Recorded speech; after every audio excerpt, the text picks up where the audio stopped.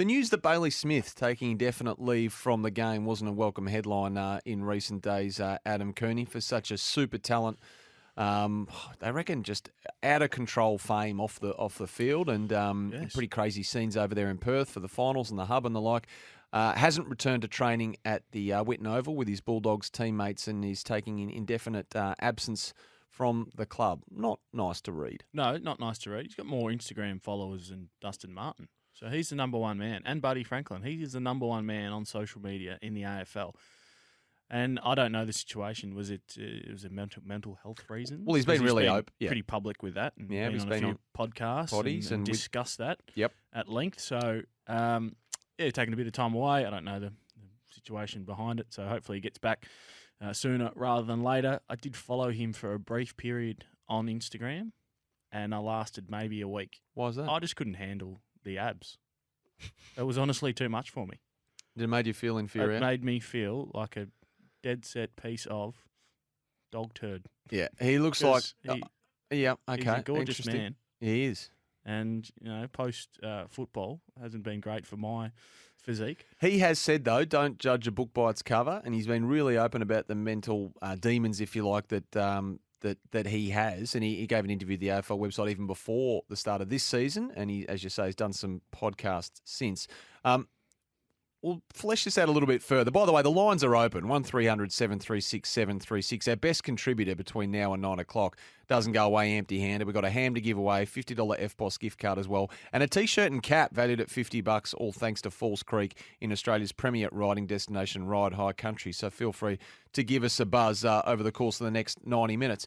It was funny that the headlines that were coming in on Bailey Smith, because only the end of last week I watched that Marty Fish documentary on Netflix. I don't know if you've seen that. American tennis player. Yep. Yep. Good mates with Andy Roddick.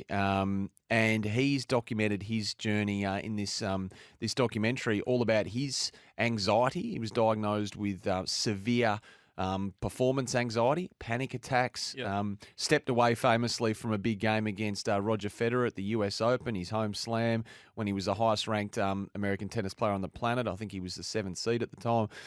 Amazing documentary. Seriously, incredible. If you haven't seen it, give it a look.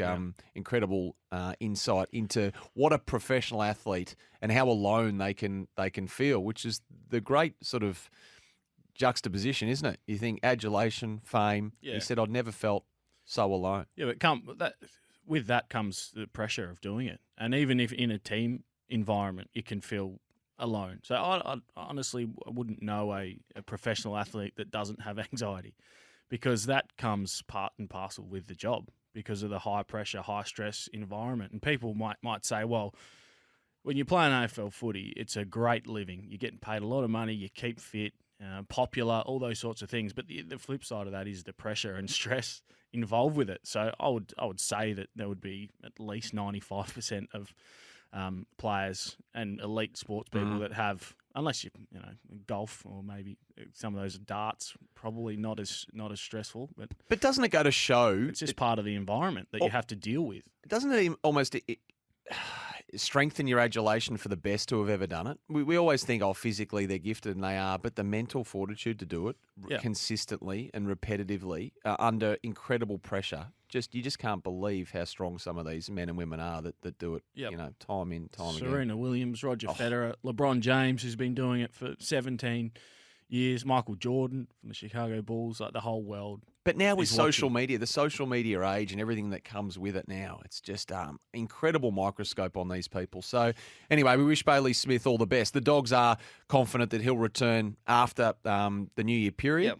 And given it such a short block in the lead up to Christmas, Chris Grant, the football boss there at the Dogs, was saying that they're backing him to obviously maintain that very, very impressive rig, as you point out, Adam Cooney. I'm sure he will. And hit the ground running when he does return. Yeah, but if you do put yourself out there, I mean, that adulation and the pressure is going to come with it. When you say put yourself out there, well, all he's done is I've got an Instagram account. He's got an Instagram account. Yeah. I'm on Twitter. He's on Twitter.